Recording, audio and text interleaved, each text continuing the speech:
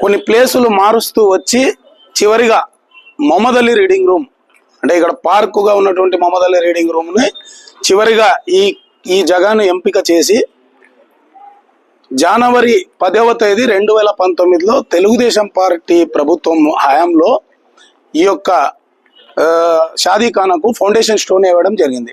అప్పుడు ₹1 కోటి MP LADS కింద మైనారిటీ సంక్షేమ నిధుల కింద ₹1,20,00,000 మంజూరు చేయడం జరిగింది. కానీ తదనంతరం వైసీపీ గవర్నమెంట్ రావడము, మైనారిటీలకు అది చేస్తాం ఇది చేస్తామని చెప్పినటువంటి వైసీపీ ప్రభుత్వం కేవలం వాళ్ళ యొక్క సంక్షేమ పథకాలు తీసేయడమే కాకుండా ఆదోని నియోజకవర్గ మైనారిటీలను కూడా కేవలం ఓటు బ్యాంక్గా వాడుకొని ఈరోజు కనీసం షాదీఖానాను కూడా పూర్తి చేయనటువంటి పరిస్థితి ఈరోజు వైసీపీది, ఇక్కడ ఉన్నటువంటి ఎమ్మెల్యే సాయి ప్రసాద్ రెడ్డి గారిది. ఎందుకంటే ఈ విషయం ఎందుకు చెప్తున్నామని అంటే వాళ్ళు మైనారిటీ ఇప్పుడు ఆల్రెడీ